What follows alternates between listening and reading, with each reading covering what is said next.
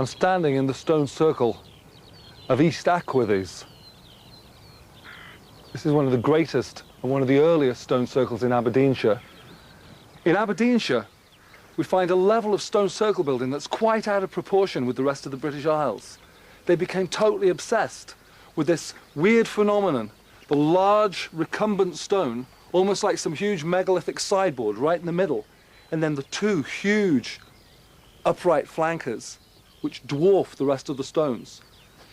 The reason that we're here is because we're going to be exploring the fact that this, almost as a megalithic altar, appears in every stone circle that we're going to see. And we're talking about a level in Aberdeenshire which created over 160 stone circles just in this area. As we walk back from the flankers, the stones start to decrease in size.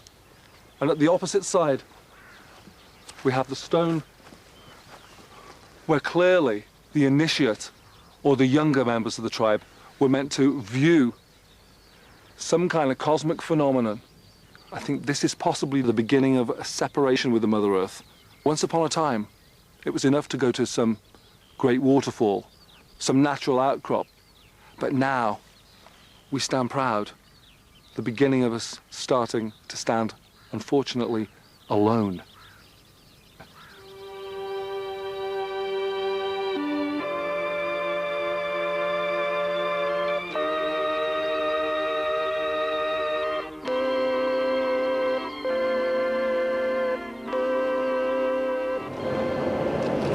Now we're coming round to the foot of Dunnydeer,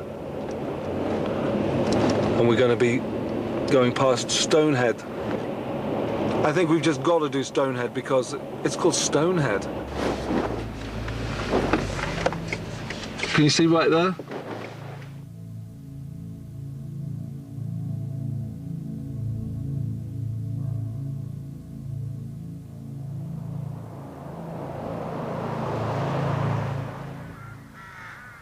We're now at Dunnydeer Stone Circle.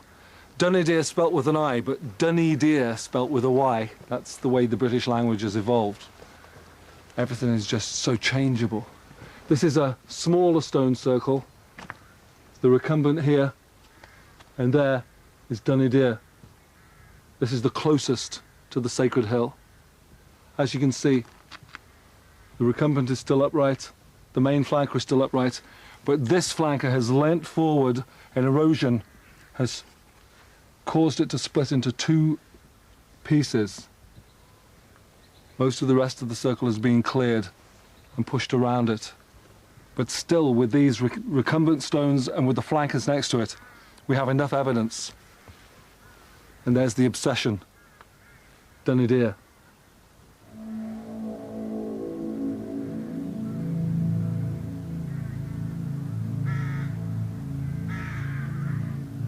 Aberdeenshire is my big thing because when we first came here, I was mind blown as much as anything at what hadn't been done.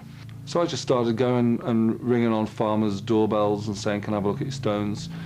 Zooming along, doing it as fast as I could to get a kind of a grip on what was going on here. And after about 3 years, I started to realize that there was a kind of this focal point, which is Dunnydeer, which is a psychological center even without stone circles. It's a focal point. You don't have to go, oh, well, there's an alignment. Yeah, it's a straight line. You know, it's a straight line. I can see this, and it physically does something for me. So we'll make sure that the stone circle is within sight of that. They clearly meant it to play like a bit of a psychological game. And that's what the ancients were about, this constantly reinforcing the drama of where they were.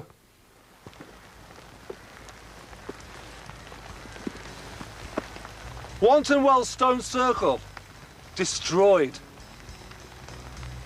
They took a big tractor and they dragged all these stones all up against this recumbent. They knocked down the flanker, they smashed up the rest of the stones, and they said, obliterated. Nobody can see this temple anymore, but they were wrong. Because the thing with this stone circle is, it's got a huge, huge recumbent. And when I stand here, I'm dwarfed. So even when they obliterated it,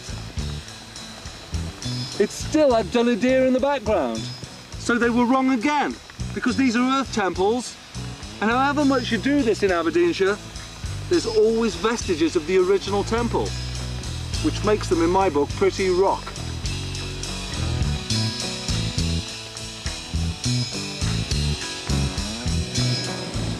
Just going to make sure I'm not being booked for failure to rock. So daily we're leaving Aberdeenshire in pouring rain. The River Don is all bloated and bursting its banks. We've had 3 days in Aberdeenshire and it's throwing it down the whole time. Kind of like the first time I came back to Aberdeenshire, so it's okay. We'll come back. We're going down to Avebury, Marlborough Downs. At Avebury everything is dotted around, but it's all basically aligned visually on Silbury. Silbury's the great hill and Silbury's the great centre.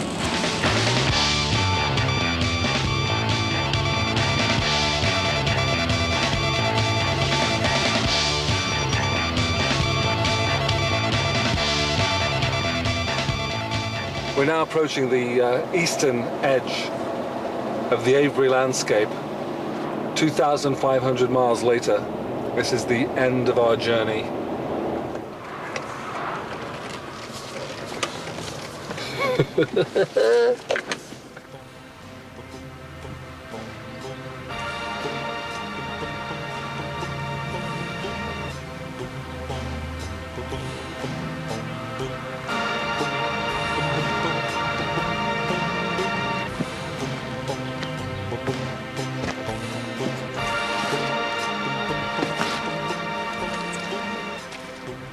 I'm standing on one of the great stones at Delling.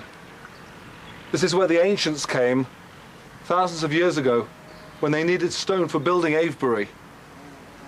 And maybe 1,000 years later when they needed the stone for Stonehenge. This is the place where they came. But all this is a kind of natural quarry. A natural quarry in as much as these stones came down in a big slurry of glacial moraine at the end of the Ice Age. And this natural river, at one point, was probably a sacred area in itself. And what we have to see when we see Avebury is not some casual affair where they just decided, okay, now we've got to build a stone circle. Because Avebury is the culmination of years and years of worship for thousands of years before those stone circles were ever built. Each stone had extreme significance. And here we are at the very, very first temple, the natural temple, Delling.